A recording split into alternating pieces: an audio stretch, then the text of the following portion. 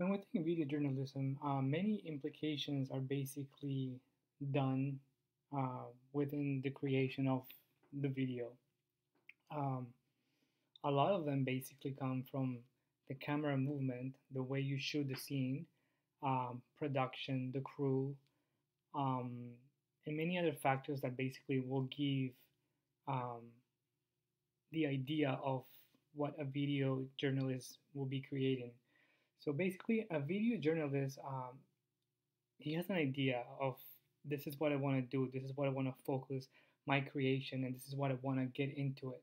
Um, these ideas, which basically could come from a journal or a written book or a script, are basically translated into a video, and that's how video journalism gets produced.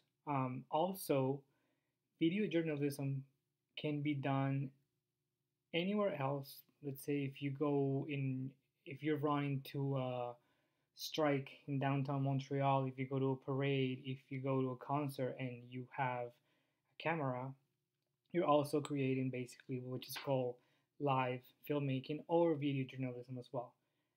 Basically, uh, what I'm trying to explain is how will this translate into experimental film, and that is not complicated. I'm going to explain why.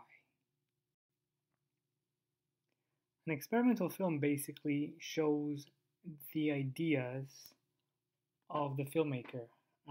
Any film that basically it's done um, shows ideas, obviously, as we already know that. But basically, experimental film, what they try to do basically, they want to portray, they want to show something that hasn't been seen or done in a different way. Experimental films don't make absolutely any money. They don't even go out and get published.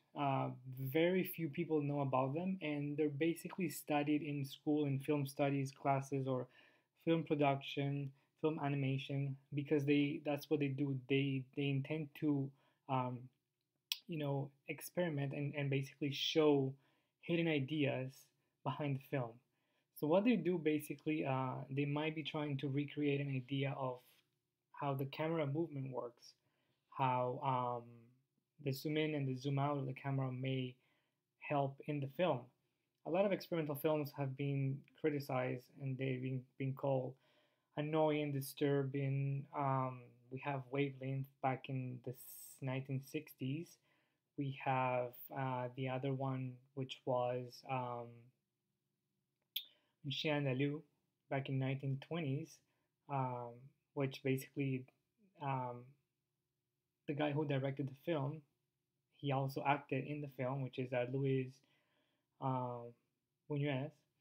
And basically, experimental films they always want to show ideas that people don't really know that can actually happen when the film has been experimented. When video journalism is taking place, this can lead to an experimental film. The reason why is the following.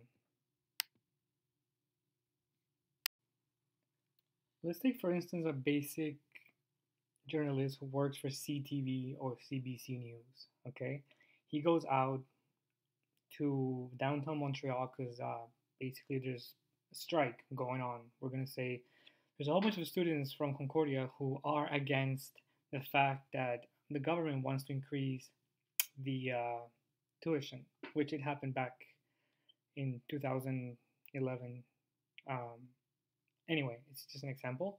Um, the journalist may be downtown preparing for the shoot with the camera, and he starts shooting with the crew. Um, Everything is set up, microphone, cameraman, everybody's ready to go.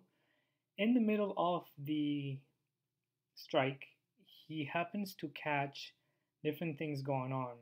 Um, let's say, for example, I don't know, a policeman beating somebody up, um, or maybe the crowd getting really, really angry and frustrated.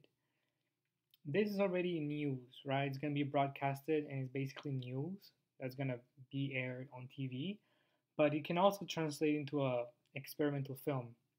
Why? Because even though people can see this and the guy may be aware of what he's actually shooting, there may be other things that could be happening at the moment that relate with the camera, that basically interact with the camera. So the guy beating up the student uh, while the camera is basically filming this, the camera may be moving from side to side trying to follow the police man chasing down the guy down the street. So this already shows basically the pan or the movement of the camera in a very different way. Obviously, we don't want people getting beat up, so we can do an experimental film. But it's basically it's only a thesis. It's only an idea, so I can explain my actual thesis on the project. Um, we can also see, for example, if he's basically shooting, the strike, and then out of the blue, um, we see an object in the sky flying, and it's basically not a plane, not a helicopter. Um, it's basically something that we don't know what it is. It could be a UFO. So this is already an identifying flying object, which is already captured within the film and can lead to an experimental film as well. So many cases have been produced on experimental films. They very often are true facts. This is really happening at the moment that the film is shot, but that's why it's called experimental film. And video journalism helps create experimental film and vice versa. Very often, experimental films can lead to the ideas of a video, obviously, uh, that could be just, you know, written down in a journal. So that being said, hope you enjoyed the video. Wanted to go a different way, and then take care. See you next time.